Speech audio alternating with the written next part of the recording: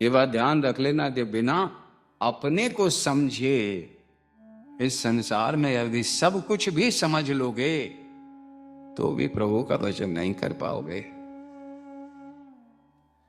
प्रभु का अगर भजन करना है, अगर प्रभु की शरण में रहना है, अगर परमात्मा से चाहते हो कि वो तुम्हें सुखी और आनंदित कर दे, तो अपने आप से बात करनी पड़ेगी। दूसरा कोई शॉर्टकट नहीं है, कोई भी। हम फिर कह रहे हैं आजकल सत्संग नहीं होते, आजकल मनोरंजन होता है, प्योर मनोरंजन। कथाएं भी नहीं होती, प्योर मनोरंजन होता है। मनोरंजन क्यों किया जाता है? ताकि आपकी जेब से कुछ निकाल लें और अपने भीतर डाल लें, इसलिए होता है। करके देखो, ये सिर्फ मनोरंजन के काम रह गए हैं। क्यों? रिलीजन भी एक प्रोफेशन बनता जा रहा है, ध्यान रखना। एक बड़ा, बहुत बड़ा प्रोफेशन बनता जा रहा है। लोग आते हैं, अच्छी अच्छी बातें करते हैं, अपनी जेब भरते हैं, तुम्हारी खाली करते हैं, चले जाते हैं। Okay, tata bye bye. व्यापार बनता जा रहा है। सत्संग वहां नहीं होंगे। कोई नहीं बताएगा कि बिना अपने को समझे, बिना अपने से बात किए, बिना अपनी इच्छाओं को नियंत्रण किए हुए तुम इस परमात्मा के जगत में मुक्ति पा जाओगे। कोई विचार ही नहीं है, कुछ हो ही नहीं सकता। तुम कितना भी कुछ कर लो, कितने तीर्थ चले जाओ, कितने मंदिर चले जाओ, कहीं चले जाओ, और हमने जाके देख लिया क्या परिवर्तन आ गया हमें। बहुत से धर्म क्षेत्र में हम चले गए, बहुत से मंदिरों में हमने जाते हैं, रोज पूजा करते हैं, कितने सत्संग अटेंड करते हैं, कहां कहां जाते हैं, सब करके देख लिया। क्या सुखी हो गए? क्या आनंदित हो गए? अगर नहीं हुए हो तो जान लो आगे भी नहीं हो पाओगे। क्यों? क्यों? कारण क्या है? अपने से बात नहीं की, अपने आप को इंप्रूव नहीं किया, अपने विचारों से मुक्ति नहीं पाई, अपने काम, क्रोध, मद, लोभ इनको समझा भी नहीं, नियंत्रण तो दूर की बात है।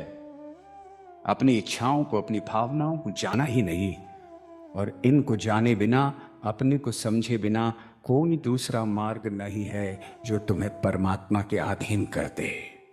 कोई मार्ग नहीं है। फिर चले जाओगे, मौत आएगी, तुम्हें पकड़ के अपने पाश में बांध कर ले जाएगी। बहुत पछताओगे, बहुत पछताओगे। और तब तुम्हें याद आएगा, किसी ने कहा था, किसी ने समझाया था, बार बार कहा था कि अपने को समझ, अपने को जान, अपनी इच्छाओं को, अपनी भावनाओं को नियंत्रण करके परमात्मा की शरण हो जा। परमात्मा की शरण हो ही तभी पाओगे जब तुम अपने को नियंत्रित करोगे। अभी तो परमात्मा भी तुम्हारे लिए इच्छा की पूर्ति का साधन मात्र है। तुम मंदिर जाते हो, गिड़गिड़ाते हो, प्रभु अब ये कर दे, प्रभु अब वो कर दे, प्रभु अब ये हो जाए, प्रभु अब वो हो जाए। कब तक गिड़गिड़ाते रहोगे? कभी ये भी कहो कि परमात्मा तू मेरा हो जा, मैं तेरा हो जाऊं, बस मुझे और कुछ नहीं चाहिए।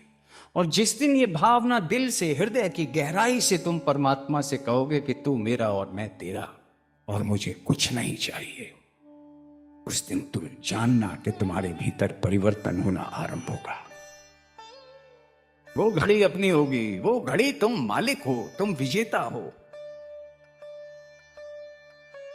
जब तक ये छोटी छोटी चीजें भिखमंगों की तरह मांगते रहोगे, वो भी देता रहेगा। जा ये ले जा, अब देख सुखी हो गया कि नहीं प्रभु, अब ये कर दो, अच्छा ये भी कर दिया, जा अब सुखी हो गया।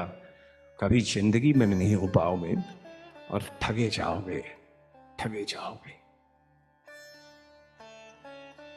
इसलिए जानना है तो खुद को पहचानो, तब परमात्मा का असली चेहरा नजर आता है। तब परमात्मा की भक्ति भक्ति होती है, तब परमात्मा की शक्तियों का एहसास होता है। और प्रभु कहते हैं, मुंह को कहां ढूंढे रे बंदे, मैं तो तेरे पास में।